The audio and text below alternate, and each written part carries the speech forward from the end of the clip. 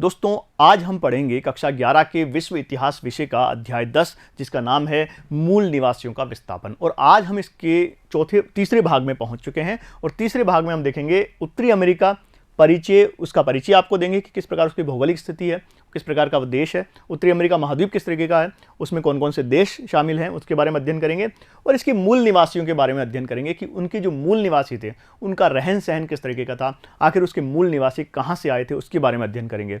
इससे पहले के भाग में हम बात कर चुके हैं इसकी यूरोपीय साम्राज्यवाद की बात कर चुके हैं और हम इस पूरे अध्याय की एक पृष्ठभूमि आपको बता चुके हैं, इस पूरे अध्याय का एक परिचय दे चुके हैं कि इस अध्याय में हम किन किन चीज़ों का अध्ययन करेंगे, कौन कौन से बिंदुओं का अध्ययन करेंगे और पिछले अध्यायों से इसकी निरंतरता भी हमने स्थापित कर दी थी पिछले भागों में। तो आइए आज का भाग शुरू करते हैं। भाग 3 हम देखते हैं कि ये हमारा जो भाग है इसमें उत्तरी अमेरिका के बारे में हम बात करेंगे, यहाँ के परिचय, इस महाद्वीप के बारे में आपको परिचय देंगे कि यह महाद्वीप किस तरीके का है। इसके अलावा मूल निवासियों के बारे में अध्ययन करेंगे कि यहाँ के जो मूल निवासी थे वो किस तरीके से अपना जीवन यापन करते थे, वो कहाँ से उनका ओरिजिन हुआ, वो कहाँ से आए और इसके अलावा यूरोपियनों से मुकाबला उन्होंने किस तरीके, जब उनका सामना यूरोपीय लोगों से हुआ तो उनका मुकाबला किस तरीके से किया, क्या उन्होंने हिंसक प्रतिरोध किया या स्वाभाविक रूप से एक दोस्ताना संबंध उनसे स्थापित किए, इस बारे में बात करेंगे। सबसे पहले हम देखते हैं कि हमारे सामने, क्योंकि हम उत्तरी अमेरिका महाद्वीप की बात कर रहे हैं तो उसका एक मानचित्र हमारे सामने होना चाहिए। आप चाहे तो अपनी पुस्तक से वो मानचित्र देख सकते हैं या कहीं आप उस मानचित्र को कहीं से भी लेकर बैठें। ये अध्याय जब आप पढ़ें तो उत्तरी अमेरिका का, एक तो उत्तरी अमेरिका महाद्वीप का मानचित्र आपके पास होना चाहिए और इसके अलावा आपके पास होना चाहिए ऑस्ट्रेलिया महाद्वीप का मानचित्र या फिर पूरी दुनिया का मानचित्र भी अपने पास रखिए, जिससे आपको जो स्थानों की अगर हम बात करेंगे उसकी जो मूल विशेषताएं थी उन स्थानों की, क्योंकि वहाँ यहाँ के जो भौगोलिक स्थान है बहुत ही महत्वपूर्ण भूमिका निभाते हैं इसके इतिहास में, इसीलिए ये मानचित्र हमारे पास होना चाहिए। एक झलक आपको यहाँ बता देते हैं, कुछ सामान्य जानकारी हम आपके साथ यहाँ पर साझा कर रहे हैं इस महाद्वीप के बारे में।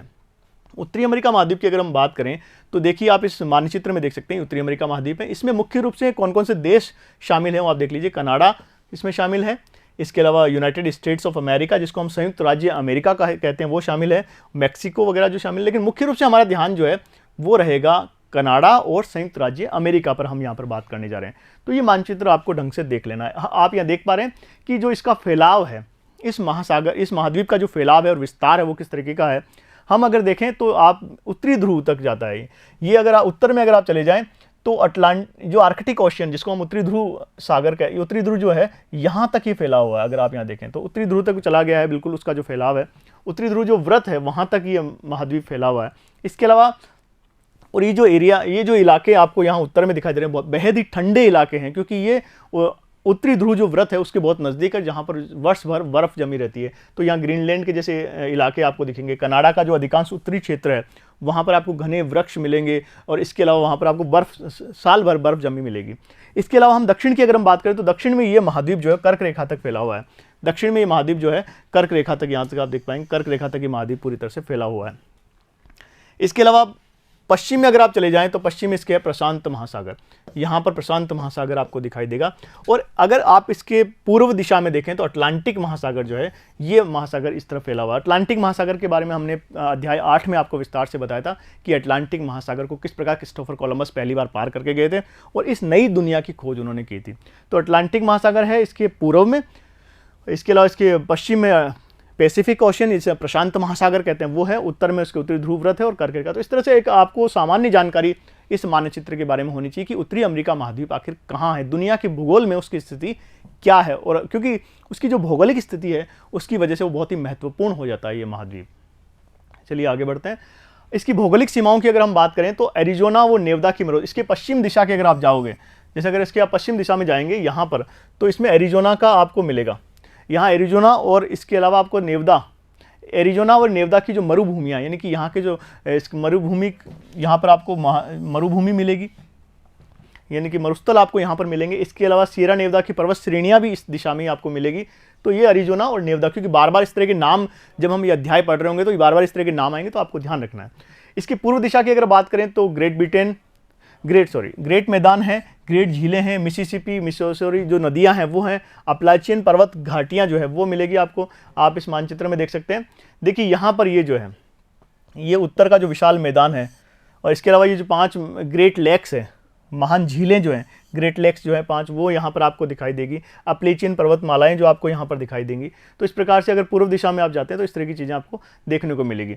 इसके अलावा आप दक्षिण में जाएंगे तो मैक्सिको है, मुख्य रूप से दक्षिण में इसका मैक्सिको देश मिलेगा आपको।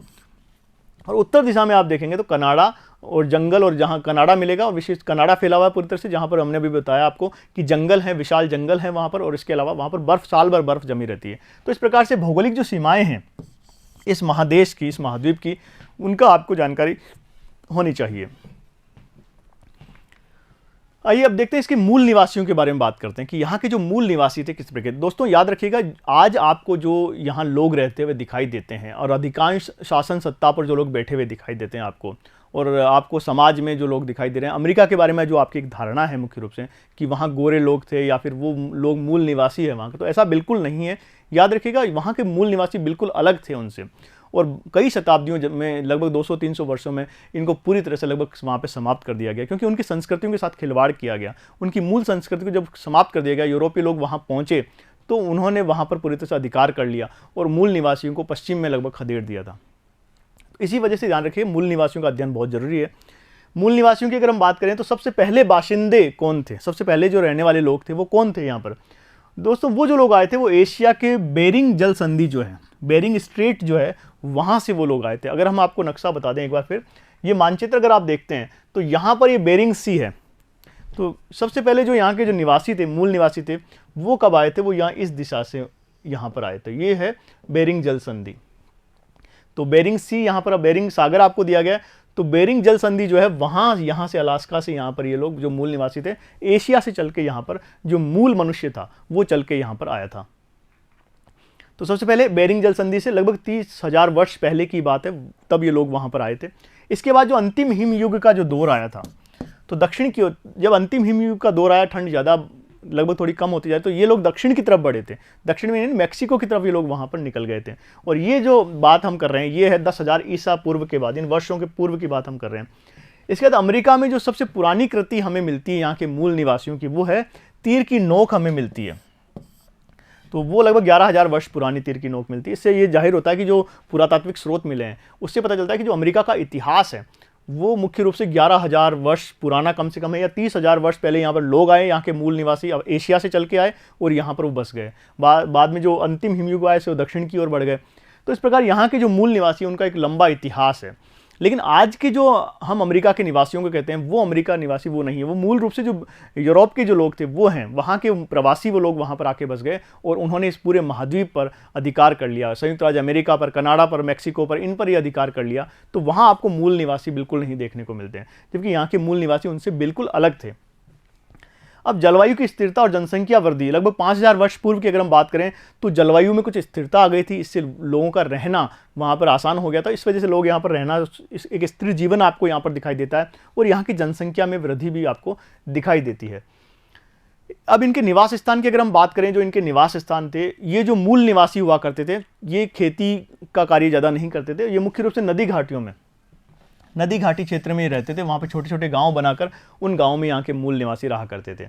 इसके अलावा भोजन की अगर बात करें तो ये लोग भोजन में मछली, सब्जियाँ, ये मक्का खाया करते थे। लेकिन इनकी जो कृषि थी उतनी उन्नत अवस्था में नहीं थी, कृषि उतना अत्यधिक कृषि उत्पादन इनके यहाँ नहीं होता था। इसकी वजह से हम देखते हैं कि जिस तरह के साम्राज्य हमने दक्षिणी अमेरिका में देखे थे, एज़टेक साम्राज्य की बात हमने की थी, माया सभ्यता के बारे में हमने जानकारी प्राप्त की थी और इंका सभ्यता के बारे में हमने जानकारी प्राप्त की थी, उस तरह की जो महान सभ्यताएं हैं, बड़ी सभ्यताएं हैं और बड़े साम्राज्य नहीं बन पाए क्योंकि यहाँ पर कृषि अतिरेक नहीं था। यहाँ के जो मूल निवासी थे वो अपना उत्पादन सीमित मात्रा में करके काफ़ी खुश थे, वो अपने जो जीवन था उससे संतुष्ट थे। इसी वजह से हम देखते हैं कि यहाँ कृषि उत्पादन अत्यधिक नहीं हो पा रहा है और ये लोग जो मछली और सब्जियां खाकर अपना जीवन व्यतीत करते थे। इसके अलावा मक्का की जो फसल थी, पूरे अमेरिका महाद्वीप की बात करें, मक्का की फसल जो है बहुत महत्वपूर्ण है। इसके अलावा एक बाइसन नाम का जो जंगली भैंसा हुआ करता था, उसका भी शिकार करके ये लोग खाते थे। तो बाइसन जंगली भैंसा हुआ, लेकिन वो उसको भी उन्होंने अत्यधिक मात्रा में उसका दोहन नहीं किया, उसे मारा नहीं, क्योंकि उन्होंने वो उतना ही उसको शिकार किया करते जितनी उन्हें आवश्यकता होती है। लेकिन बाद में जाके हम देखेंगे कि जब यहाँ पर यूरोपीय लोग आए तो उन्होंने इस प्रजाति को यहाँ पर पूरी तरह से समाप्त कर दिया गया। बाइसन नाम की प्रजाति थी। इसके बाद आते खेती के अतिरिक्त उत्पादन पर ध्यान इन्होंने नहीं दिया गया था। जमीन पर सामूहिक एक खास बात थी कि ये जो जमीन हुआ करती थी उस पर सामूहिक आधिपत्य मान के चलते थे, किसी का एकाधिकार नहीं हुआ करता था पूरे समय। तो ये लोग जो थे जमीन को महत्व उतना नहीं देते थे जितना बाद के यूरोपीय देश के जो लोग आए उन्होंने जब इन जमीनों को महत्व देना शुरू किया, जबकि इन लोगों के लिए जमीन का कोई खास महत्व नहीं था। अगर इनकी भाषा और साहित्य की अगर हम बात करें तो यहाँ पर केवल बोलियाँ प्रचलित थी, उन्हें लिखा नहीं जाता था। कई तरह की, कई हजार प्रकार की बोलियाँ उनकी थी अपनी, लेकिन उनको लेखन शैली उनकी प्रचलित नहीं थी अभी तक। लेखन शैली के लिए कोई भी, ये लोग अनभिज्ञ थे लेखन शैली से, लेकिन ये अपनी जो परंपराएं थी उसे सुना करके एक पीढ़ी से दूसरी पीढ़ी में स्थानांतरित करते रहते थे ये। इसके अलावा ये जो लोग थे कुशल कारीगर थे और ये जलवायु का ज्ञान रखते थे, मिट्टी का ज्ञान रखते थे। जिस तरह से एक पढ़ा लिखा आदमी किस पुस्तक पढ़कर पता करता है कि किस स्थान विशेष की जलवायु क्या है, उसकी मिट्टी क्या है, वैसे ही जो यहाँ के मूल निवासी थे दोस्तों, वो यहाँ जलवायु को देखकर और मिट्टी को देखकर ही बता सकते थे किस तरह की मिट्टी है, किस तरह की जलवायु वहाँ पर है। तो इस प्रकार यहाँ के मूल निवासियों के बारे में हमने ये जानकारी प्राप्त की कि वहाँ के मूल निवासी किस प्रकार के थे। ये जानकारी जरूरी इसलिए क्योंकि जब हम आगे पढ़ेंगे तो ये पूरा अध्याय जो है वो मूल निवासियों के टकराव की कहानी कहता है यहाँ जो यूरोपीय आए उनसे। अब यहाँ पे कुछ शब्द हैं, जैसे कि नेटिव शब्द जो है वो जो मूल निवासी का ये अंग्रेजी रूपांतरण है। नेटिव का मतलब होता है मूल बासिंदे या मूल निवासी। मूल निवासी, मूल निवासी या मूल बासिंदे, मौजूदा निवास स्थान में ही जो जन्मे लोग होते हैं उन्हें कहा जाता है नेटिव। जो उनका मौजूदा स्थान होता है वहाँ पर जन्मे लोग हैं उन्हें नेटिव कहा जाता है। उदाहरण के लिए अगर हम देखें कि अमेरिका महाद्वीप में ऐसी बहुत सी चीज़ों के नाम जो है वहाँ के मूल निवासियों के आधार पर रखे गए हैं आज, लेकिन उनका जबकि उनसे कोई संबंध नहीं था। जैसे हम बात करें डकोटा जो है वो हवाई जहाज़ों को नाम दिया गया अमेरिका में डकोटा, जबकि ये जो डकोटा नाम है वहाँ के मूल जनजातियों से लिया गया है। इसके अलावा चिरोकी जो नाम है वो जीप चलती है उनको दिया गया है। इसके अलावा पेंटियाक जो है वो कारों को जो नाम दिया गया है पेंटियाक, वो भी मूल निवासियों से ही लिया गया है। इसके अलावा मोहाक जो नाम है वो बाल कटाई को जो नाम दिया गया है वो वहाँ की मूल प्रजातियों से, मूल निवासियों से ये नाम लिए गए हैं। अब कुछ और देख लेते हैं। नई दुनिया के मूल बाशिंदों के लिए अंग्रेजी में प्रयुक्त शब्द हैं, उनके बारे में आपको थोड़ी जानकारी होनी चाहिए। नई दुनिया, अभी हमने आपको बताया नई दुनिया का मतलब ये था कि जो यूरोपीय लोग जब इस महाद्वीप में आए, अमेरिका महाद्वीप में, तो उन्होंने इसे नई दुनिया कहा था। और जो पुरानी दुनिया का मतलब एशिया और अफ्रीका और जो यूरोप के जो लोग थे वो पुरानी दुनिया के लोग थे। तो नई दुनिया के जो मूल बाशिंदे थे उनके लिए अंग्रेजी में क्या क्या शब्द इस्तेमाल होते हैं उनके बारे में एक नज़र डाल लेते हैं हम लोग। एबोरिजन शब्द है यहाँ पर आपके पास। एबोरिजन का मतलब होता है नेटिव पीपल ऑफ ऑस्ट्रेलिया, जो ऑस्ट्रेलिया के जो मूल निवासी थे। लेटिन में एब का मतलब होता है, यहाँ पर हमने शब्द यूज किया एबोरिजन, एब और ओरिजिन दो शब्दों से मिलकर बनाए एबोरिजन। तो लेटिन में एब का मतलब होता है से, ओरिजिन का मतलब होता है शुरुआत। तो शुरुआत से जो लोग यहाँ पर मूल रूप से रहते हैं, शुरुआत से रहते हैं, उन्हें कहा था एबोरिजन, यानी नेटिव पीपल ऑफ ऑस्ट्रेलिया। विशेषकर ऑस्ट्रेलिया के जो मूल निवासी थे उनके लिए ये शब्द इस्तेमाल किया गया था एबोरिजिन, याद रखिएगा। इसके अलावा दूसरा शब्द आप देखें एबोरिजिनल है। एबोरिजिनल है ये एक विशेषण है, याद रखिएगा, जिसे कई बार संज्ञा की तरह इस्तेमाल करने की गलती की जाती है। तो अपने आप में क्या है, एक विशेषण है, एबोरिजिन का ही विशेषण है एबोरिजिनल। अमेरिकन इंडियन, कई और शब्द इस्तेमाल करते हैं, जैसे अमेरिकन इंडियन है, एमेरिंड है, एमेरिंड इंडियन है। तो उत्तरी और दक्षिण अमेरिका के जो तथा कैरिबियन के जो मूल निवासी थे उनके लिए ये शब्दों का इस्तेमाल किया, याद रखिएगा। अमेरिकन इंडियन, अमेरिंडियन जो शब्द हैं उत्तरी और दक्षिण अमेरिका के जो मूल निवासी थे, और कैरिबियन सागर के जो मूल निवासी थे, वहाँ कैरिबियन द्वीप समूह के जो मूल निवासी थे उनके लिए इस तरह के शब्दों का इस्तेमाल किया जाता है। इसके अलावा जो फर्स्ट नेशंस पीपुल, जैसे ये शब्द और है आपके पास, फर्स्ट नेशंस पीपुल, मूल निवासियों के संगठित समूह जो है, मूल निवासी जो थे उनके जो समूह हुआ करते थे उनके लिए इस तरह के शब्दों का इस्तेमाल किया जाता था, जिन्हें कनाडाई सरकार द्वारा मान्यता प्राप्त थी। कनाडा सरकार ने बाद में जाकर इन्हें मान्यता दे दी थी। तो फर्स्ट नेशंस पीपल्स जो नाम है ये है 1876 यानी 1876 ईस्वी के इंडियंस एक्ट में ये बैंड पद का इस्तेमाल किया गया था। लेकिन 1980 के दशक में आकर ये नेशन शब्द प्रयुक्त होने लगा। बैंड शब्द इस्तेमाल होता था, लेकिन पहले यहाँ जो नेशन शब्द इस्तेमाल है इसकी जगह बैंड शब्द इस्तेमाल होता था, लेकिन बाद में 1980 के दशक में आकर ये शब्द हटा दिया गया और इसकी जगह नेशंस जो शब्द है वो जोड़ दिया गया था। इसके अलावा इंडिजीनियस पीपुल की अगर हम बात करें, इस तरह का शब्द है इंडिजीनियस पीपुल, ऐसे लोग जो किसी जगह में हमेशा से रहते आए, जो वहाँ के मूल निवासी, एक तरह से मूल निवासियों के लिए इस्तेमाल किया गया, ऐसे लोग जो हमेशा से ही वहाँ रहते आए उन्हें कहा गया था इंडिजीनियस पीपुल। इसके अलावा नेटिव अमेरिकन की अगर हम बात करें तो उत्तरी और दक्षिण अमेरिका के जो देसी लोग थे, उत्तर अमेरिका और दक्षिण अमेरिका जो महाद्वीप है वहाँ के जो देसी लोग जो थे उनके लिए पद अब बहुप्रचलित शब्द है नेटिव अमेरिकन। इसके रेड इंडियन शब्द भी आपने बार बार सुना होगा। रेड इंडियन शब्द जो है उसका क्या अर्थ होता है, ये गेहूं वर्ण के जो लोग थे, गेहूं वर्ण के लोग थे, लेकिन जिनके निवास स्थान को कोलंबस ने गलती से इंडिया समझा था। जब कोलंबस यहाँ पर दोस्तों पहली बार आया था, क्योंकि आपको पता है कोलंबस ने जब अपनी यात्रा शुरू की थी तो मुख्य रूप से उसने अपनी यात्रा पूर्व दिशा के लिए की थी और वो भारत पहुंचना चाहता था। तो उसे जब उसने अटलांटिक महासागर पार किया और वो जिस द्वीप पर पहली बार पहुंचा तो उसने गलती से क्या कहा, उसने उसे गलती से भारत समझा, तो इंडिया उसने समझा कि वो देश है इंडिया। इसी वजह से जो रेड इंडियंस हैं, यहाँ के जो लोग थे वो रेड इंडियंस कहलाते हैं, क्योंकि इनका जो रंग है वो गेहुआ रंग है, इसी वजह से इनको रेड इंडियंस कहा जाता है। तो इस प्रकार हमने नई दुनिया के जो मूल बाशिंदे हैं, मूल निवासी हैं, उनके लिए अंग्रेजी में कौन कौन से शब्द प्रयुक्त होते हैं, इनकी जानकारी होना आपके लिए आवश्यक है। तो इसलिए एक झलक हमने यहाँ पर उनकी देखी है। अब देखते हैं दोस्तों किस प्रकार से यूरोपियन लोगों से मुकाबला हुआ। जब ये तो हमने मूल निवासियों के बारे में पूरी जानकारी ले ली कि मूल निवासी किस तरीके के थे, वो क्या खान पान रहते हैं, उनका जीवन किस तरह का था, वो कहाँ से आए थे, सारी जानकारी हमने ले ली। लेकिन अब देखते हैं कि यूरोपीय लोगों से आखिर इनका मुकाबला किस तरह का हुआ। यूरोपीय लोग जब इनसे मिले आकर तो किस तरह का उन्होंने प्रतिक्रिया उन्होंने वहाँ के मूल निवासियों ने दी। हम देखते हैं 17वीं सदी में यूरोपियन लोगों का यहाँ पर आगमन हुआ था, ये तो हम देख ही चुके हैं। विशेषकर स्पेन और पुर्तगाल के लोग यहाँ सबसे पहले आए थे। स्पेन और पुर्तगाल के लोग पहली बार यहाँ पर आए। स्पेन और पुर्तगाल के लोग जब 17वीं शताब्दी में यहाँ पर आए तो इस बात को देखकर वो अचंभित हुए थे कि यहाँ के जो मूल निवासी थे, हमने विशेषकर देखा था जो अरावाकी समुदाय के जो लोग थे, और जब कोलंबस जो थे वो 12 अक्टूबर 1492 ईस्वी में अमेरिका की धरती पर पहली बार कदम रखते हैं, गुआनाहानी द्वीप पर, और उनका सामना होता है वहाँ के मूल निवासियों से, अरावाकी समुदाय से उनका सामना होता है, तो बहुत ही अचंभित थे कि यहाँ के लोगों ने उनका किसी तरह से प्रतिरोध नहीं किया था, बल्कि उनका स्वागत किया। उन लोगों ने बड़ा अच्छा व्यवहार किया, उन्हें खाने पीने की चीज़ें दी अपनी।